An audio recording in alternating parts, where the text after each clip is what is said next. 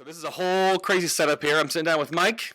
My name is Adam K.A.K. Bay, and we are sitting down with Stephen Aguilar, the Assistant Art Director for World of Warcraft, and Ian Hazzikostas, the Game Director for World of Warcraft, and we're talking about Shadowlands. Yep. And I think, Mike, you have a question you want to ask first.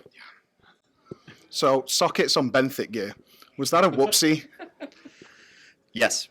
Yes. Honestly, yes. Yeah, we thought so too. We were like, the cat. Yes. And I think it's one of those where once that was out there and people had started earning them, that's a hard thing to roll back. Mm-hmm. In sockets in general, Yeah. the power of sockets relative to item level and other things, particularly on secondary or tertiary slots, is kind of out of hand right now. And It's how did something it we're feel still in the talking office when about. you saw it happening? We were like, oh no. Is that kind of the approach? They basically wincing, like, yeah, that's like, the intent was always, okay, these slots, there's something you can work towards, not so much the just roulette of, all right, keep rolling those benthic pieces until it ends up socketed. Yeah. But once it was out there, it was too late to take it back. Yeah, Just for sure. learn and carry on. I had a big question for Steve, if I could. So we just got to play. Yep. But this expansion, more than the others, really, was kind of freeform in what you could do in the zone and go back to more fantastical stuff. Was that amazing for you to come and be like, it's not been set in stone in a book somewhere, like how this zone looks? Yeah. And we've seen already how incredible Bastion looks already. Like, what was that like for you guys? Yeah, it was it was new territory for us. We, like you just said, we didn't have anything that existed to reference from. Ian had in his presentation where there was that little icon with the angel on top of like that smoky sphere. Mm-hmm. That's all we really had. So having to come up with the afterlife from scratch, that was exciting for the art team because it allowed us to explore new lands or new zones for the players, as well as a whole new cast of characters that could not be anything from Azeroth. Yeah. So very otherworldly, which was really challenging because we couldn't think of, oh, well, let's use a troll. This could be a troll character. No, this is, what the heck is this creature? It's an owl. Yeah, there you go. Or an owl. Yeah, Yeah. a little owl guy. So yeah, it's been really fun coming up with all of I it. could tell. Like, we walked around Bastion, and you're just like, okay, they had fun here. The trees look in painted. the design. Yes. So, yeah, that's awesome. We'll bounce back to Steve in just a little bit. I'm sure we have a lot of burning questions for Ian. Well, we put us here with both of you, and we're like, Mike, what do we got to have some. So we have a couple of things broken down. So Ian, Covenant questions first. Some of these might be simple to go through and to get some clarifications on things, because the blue post just went out. Okay. But the passive and active abilities from Covenants used everywhere in the game.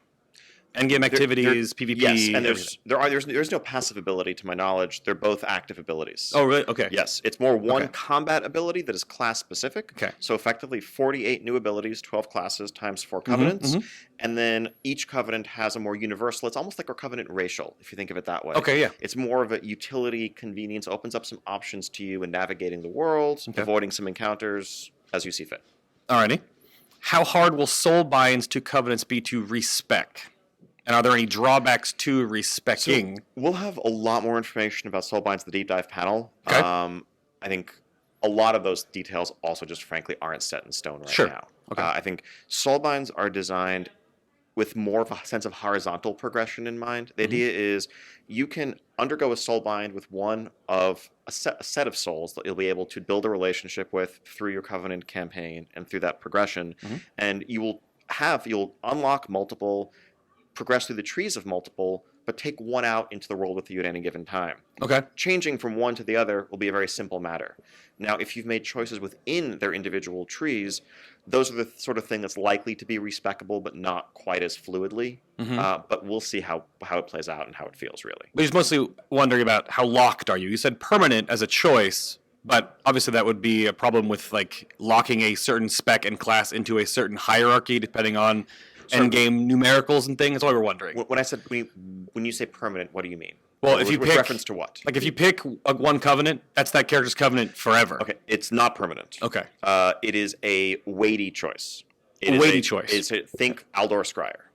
Right. If you regret your choice, you can change it. You don't have to re-roll your character. Right, But okay. it's very actively not, I'm going to be Venthyr for this boss and Kyrian for this boss, and then respec to Night Fae for my Mythic Plus tonight. Okay.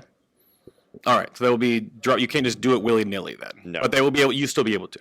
You will be able to at a cost. It's not Sure. something to take lightly. It's more there to solve the I regret my choice. Okay. My friends are having more fun or whatever else. I want to experience what that's like, Mhm. but definitely not I'm just going to casually go back and forth between these. Okay. You want to get? Yeah. Yeah, so on that note, obviously, most of my questions are about the top end, is Sure. where we would Yep. go. I'm shocked. What steps are you taking to avoid people feeling pigeonholed into certain covenants? Like we saw with Yeah. Aldor and Scryer, Yes. and even Lower City, where you focused that reputation. Totally. Because I felt like you were announcing TBC, actually, most of it. Obviously, we look at things and go, well, that was just so much better. We all have to go more, if there is one, or Bastion or whatever. So I think we're definitely mindful of the fact that when it comes down to a simple choice, there's going to be a mathematical right answer. As well as we might want to balance a talent row, there's going to be the one that sims best, or certainly for a specific encounter is the right answer there. Where I do think we actually can attain fuzzier choices is where it's a lot of options, a bucket of many choices together. Like, which is better, this talent or that talent? That's answerable. Which is better, mage or warlock? It depends. I know sometimes someone might argue that there's a specific answer to that question, but broadly, if someone asks you what class you should play, it really does depend. They have strengths and weaknesses. And when a covenant is the sum of a range of perks, a couple of active abilities, soulbinds which each have their own traits within them that are tunable, we feel confident that we can get to a point where there isn't a clear-cut right answer, where it's like, oh, if you're warrior, if you don't pick Venthyr, you're screwing up. Now, in a specific situation, is there likely to be a good answer there? Yes. But broadly, we want to make sure that no one feels like they made a clear right or wrong choice. And I know that's easier said than done. Yeah, for sure. And along that note, we looked certainly over BFA and Legion, is that each looking past just the launch of Shadowlands, because obviously the system feels like it's quite deep. There's a lot of detail to it. There's tech trees and stuff inside it. Are we going to look similar to what we've seen of the last two expansions, where each patch has then added another system on top and another system? What are we dumping from BFA is basically the gist of this question, and keeping rolling and iterating on throughout this, or are we going to see by the end of it there's three different, in three covenants with different things going on? So I would say it's easy. Ideally not, right? There's a couple different answers there. I think in Legion, we didn't really plan for the long term of the artifact as well as we should have. And that led us to explore the Nether, like Crucible and other things. We just got to a point where it's like we could just keep adding a whole bunch of new passive traits, but there's no choice here. There's no customization. That was exhausted early. Battle for Azeroth, things like essences were there more as a band-aid to flaws in the system that quickly became apparent after Battle for Azeroth was live. We didn't launch the system with the intent of expanding it. I think our goal with Shadowlands would be that there may be a horizontal or vertical expansion of the existing system, but not new systems layered on top of it. So you might get an additional soulbind that you gain access to through later story content that broadens your options, or an extra row to their trees. But that's a very different story than a totally different progression system like, let's say, Essences. All right. With the Covenants being the new thing within Shadowlands, what are Horde and Alliance and the original faction, Red versus Blue, doing in that regard? If you're in the same Covenant with a whole bunch of Horde and your Alliance, can you communicate? Can you do things together? Is there any connection there? Is it still just Red versus Blue, period? There's no crossover? It's the uneasy tension. And there is separation, there isn't cross-communication, there isn't cross-grouping, but it's similar to how the class orders worked in Legion, right? Okay. You were technically both on the same team, you're both part of the Druid class order hall Okay. or Demon Hunter, but there's a fundamental difference. And I think as we're going to see how the Alliance versus Horde story advances, this is an armistice. This isn't holding hands and forgiving and forgetting. There's a large portion of the Alliance that are like, hey, literally you just committed genocide against a portion of our group. Right. We're not just going to put bygones to say bygones are bygones and move on from there. Okay. And likewise, there are Horde that harbor long-held grudges. But it's moving away from a period of open warfare back to the state of uneasy tension that a lot of Warcraft has seen over the years. When we're fighting the Lich King, fighting Deathwing, we set differences aside where it makes sense. Okay. But at the end of the day, Alliance and Horde is a foundational pillar of the Warcraft franchise. And the moment they are truly united in a long-term sense, and there's no barrier there, I think we've lost something that makes Warcraft Warcraft. So war mode stays. War mode definitely stays. War mode stays. All right. And then I guess we have to bring up the new AP, I suppose, because you brought up the artifact power grind is gone or going away, but what is Anima? And so it starts with an A. So what are the key differences? How do we get it? Let me tell you all about Anima Power. Yeah. No, he said it. No. Basically, we have a lot of questions we're still figuring out here. But philosophically, I think it's moving away from a place of open-ended, infinite progression with diminishing returns that almost dares the hardcore to see how far you can push it. 3 million residuum. Yes, which is For all, example. all turning into silver. Yes. In the near future. Thank you. You're welcome. Thank you. Yeah. Thank you. Yes, no, I saw Flex's list of his characters, Yeah. and my head exploded. Yeah. But and moving away from that towards a place that's more easily attainable caps, and then open-ended flexibility. So imagine in your Covenant Sanctum, you're gonna do various activities and likely earn and retrieve anima from the Maw and elsewhere that is essential to fueling your Covenant's activities.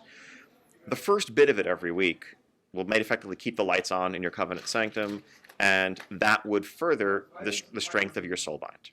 Okay. And that's a minimum level of engagement. Think of it as like capping Valor in Mists of Pandaria, or even maybe a bit short from that. Okay. And as long as you're doing that every week, you are optimal.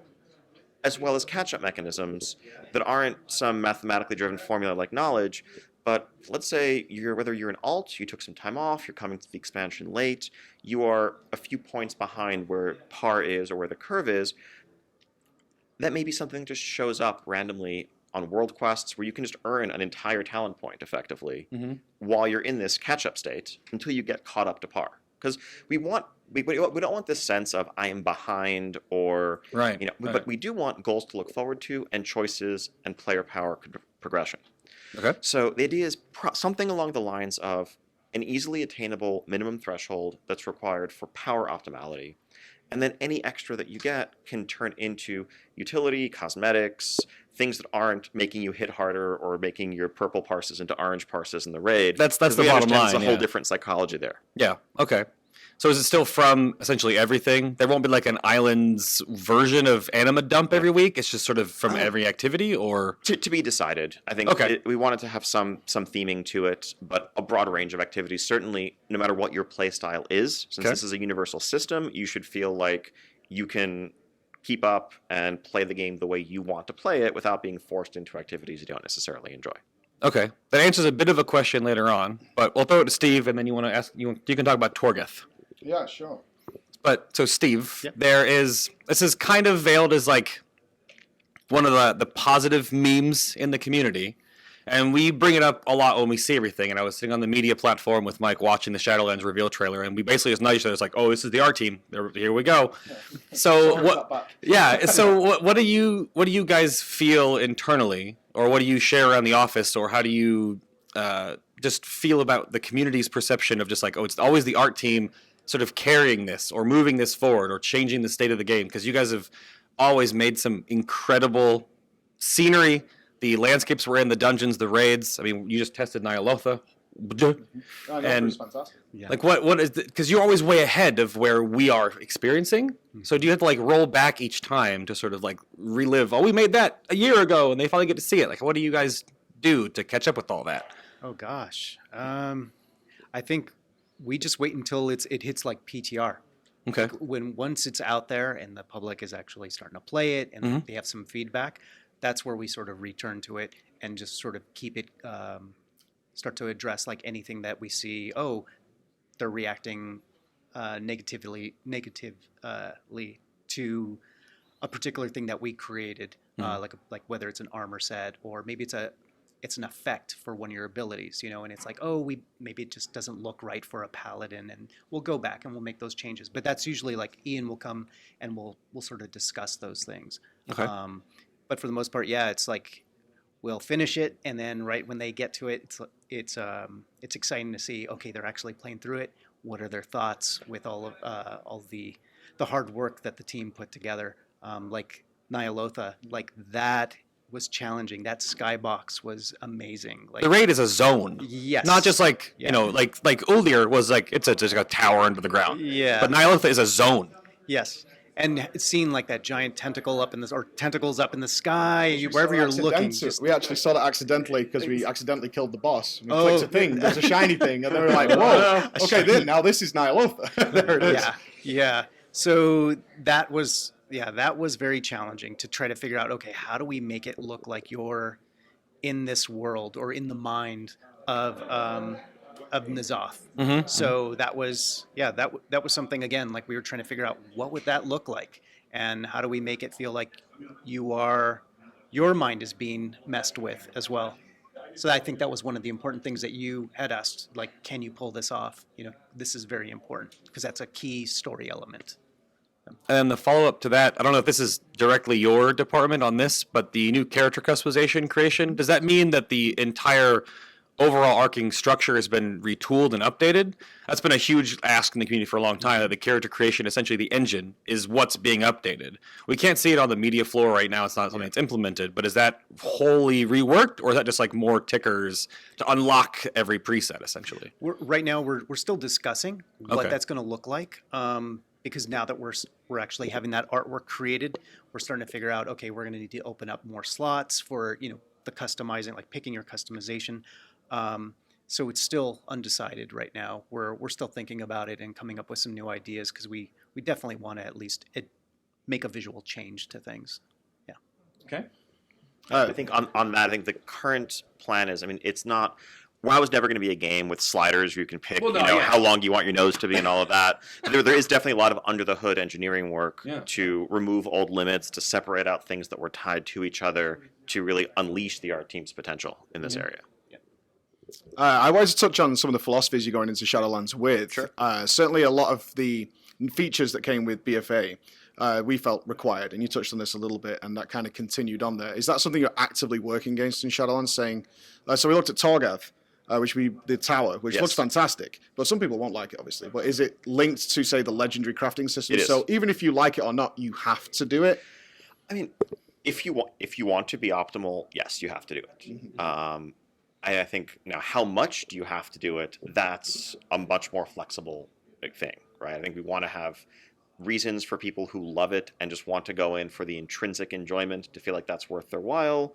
But with a major feature like this, whether it's the garrison in Warlords, the artifacts in Legion, there is some amount of participation required with any sort of core build-around feature that aspects of the expansion are tied into. And where do you draw the line between this is now a chore versus this is something that we think is a fun thing to do each week? Like, how do you differentiate that when you're designing it? I mean, hopefully keep it fun. I know it sounds simple, but I think a lot of that has to do with variety and replayability. And I think Mythic Plus is a great example here. It's an activity that every raider who's trying to be competitive pretty much does their weekly Mythic Plus. Mm-hmm. And there is enough variety from week to week that I think that experience stays relatively fresh and interesting. Even if dungeons aren't your favorite activity, it's not something that I've heard a ton of complaints about, of, I have to do one dungeon every week with different affixes, different dungeons, different levels. But it's also a system that clearly we've seen some people can put dozens and dozens of hours in a week into because it's just inherently incredibly fun and rewarding for them. That's the goal with something like Torghast. It's being designed from the ground up with a lot of replayability and variety, where you want to do another run because you think you can get farther. You want to see what crazy build you can put together with the abilities that you're going to get. The roguelike formula is one that, tons of our favorite games that we play, I can give you various examples, use those elements. And I think applying that, overlaying that on WoW's combat engine and the external meta progression systems of your WoW character is something that's really exciting to us. Expanding on that, then, touching on another area, because earlier in BFA you were like, we're okay if you guys stop doing world quests and stuff. Yeah. But ultimately we ended up having to do them because they tied so much to the artifact power system. And this kind of ties again to concurrent players who don't go and come back and they don't play it like a seasonal game. Is often when a new piece of content comes out, if you have stuck with the content and you've tried to stay relevant, is that you feel pigeonholed into, I still have to do my world quests every day. Despite the fact I'm exalted 9 times over, I kill everything in one sweep. Yes. And certainly when Najjatar and Mechagon launched, for a recent example, is if you're a current character, you kind of walk in like the Black Plague of Death. and you eradicate that zone as if, like, as if they should be afraid of us arriving here. When you're designing content like that, and World Quest and stuff, which seemingly designed for fresh characters, this should be how you should boost up. You get your emissary rewards, you get some basic stuff to get you going. Yet as current players, we often feel like we're doing the wrong thing by still continuously playing, because we feel like we need to do this because in this expansion, of course, we had to unlock Azerite armor. So I still need to do this content despite out-leveling it. And then when new content comes out, it's also seemingly designed for fresh players as well. Whereas there's all this other content that existed for them in the first place. How do we reconcile that, whereas existing players don't feel like... It kind of would make more sense, because this is the feedback I get, obviously, is it would make more sense for me to stop playing and come back in a few months, which is not something we obviously want to do. I mean, that's always... Right, there's always that tug of war between progression and catch-up. And that's been the case, really, since Burning Crusade came out, and people replaced their Naxxramas epics with items they got from a quest giver, that was not nearly as hard won. And so technically, yes, if you take a break from the game, you will have more powerful gear and things waiting for you when you come back, but you also don't get the moment-to-moment advantage of having that as you're trying to overcome the latest content, earn achievements, titles, or just the general feeling of progression. A couple of specific things you touched on. I would say that was one of the problems with Artifact Power, frankly, that the open-ended grindability of it made you keep feeling like you needed to scour the world map for AP, even when you otherwise would have long since said, like, I think we would have been totally fine if when Nazjatar came out and Mech&Gun came out, you felt zero obligation other than cosmetics or achievements to go do Vol'dun world quests or anything of those sort going on, but that wasn't the case. Ideally, it should have been. Separately, there's just the overall amount of power creep, which I think is a little bit out of hand of late. Yep. And part of that is something, as a result of something you touched on earlier, which is layering systems on top of each other, where you have the multiplicative cumulative effect of, okay, yes, you got your item level that we've always had, but you also got, more powerful Azerite pieces. Also, you got these essences and multiple essences that are, and so by the end of the day, you're not just the 30-40% stronger that you were coming out of a raid tier, you're 70 or 80% stronger. And that makes a lot of things in the game break down. And ideally, even if you are a raider, you shouldn't go into a new zone like Nazjatar or Mech&Gun and feel like you're just, walking death, laying waste to everything in sight. We felt genocidal, because some of the war campaign had us killing millions of people. Like, with one Sunfire, I'm like, I'm sorry. Right. Should you be more powerful than someone who has taken a break or just hit max level or does Raid Fighter? Of course. Should the difference be what it is today? No. And that's something that we're bearing in mind as we design some of the Shadowlands systems. And I think the idea of soulbinds being more horizontal progression, as opposed to, hey, this endgame system means that we almost owe you an extra incremental 2-3% power a week that's going to compound forever. That's not sustainable in a way that's healthy for the game. That's one of the things we've learned from the last couple of expansions. If I could piggyback off that then, because I did want to bring up gear, despite I know it's kind of in the air. The corruption system's being tested. We don't know what's going to happen there. But I think it would be amiss, and people would hate me if I didn't bring up the fact that we've ended up in a scenario, because it goes in what you just said, with us physically having to pay third-party websites to figure out our WoW gear and see if it's any good, which is where we are now, is actually paying websites to figure it out for us. What's the team thinking internally about that, and how have we got so far away from Mr. Pandaria, which is like, no one should even need to leave the raid without knowing it's a good thing, when we removed reforging and things? I mean, to be fair, I think back in Mists, people were solving their own traveling salesman problems to maximize hit and expertise and reforge 9 pieces of gear when you got 1 new item. I think part of this is just a growing sophistication in the community. Honestly, I don't have a good answer to it, and I think it's something we talk about a lot. I would love to hear one, because I'd love to to be able to just apply it to the game. But I think the challenge is, if you wanted to kill simming, I think items, you'd probably just have to get rid of stats. And if truly items had power, and if this number is bigger than that number, you put the item on, great.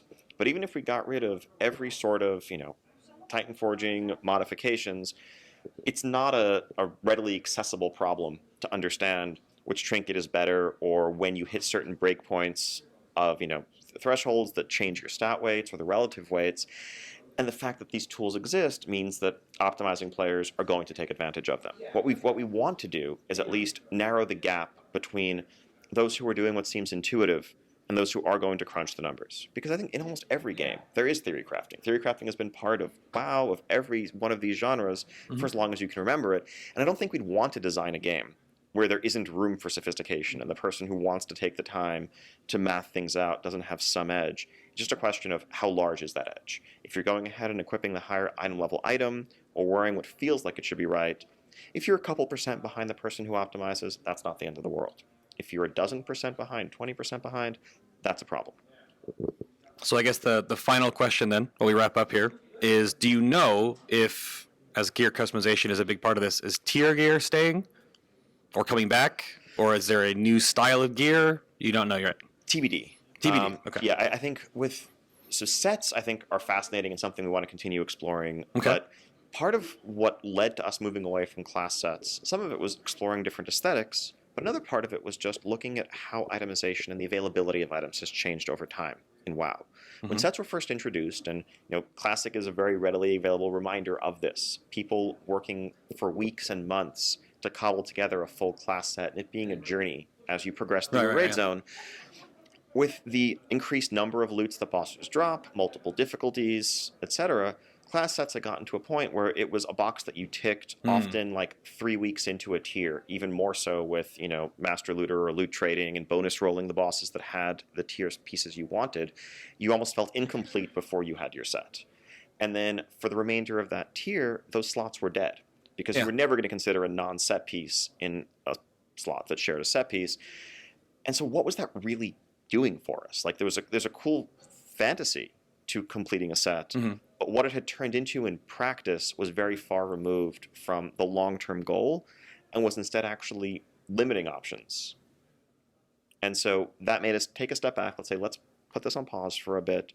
We'd love to get back there one day, but we also want to do it in a way that we feel makes sense for the game as a whole. Okay. So we'll find out more about that when beta starts. So beta date? No. Not yet. Okay. And we still have a lot to figure out Sure. and discuss with the community and hear feedback on. Like this Okay. is the beginning of a road that's going to lead to Shadowlands being in your hands in 2020, but we stand at the beginning of the road.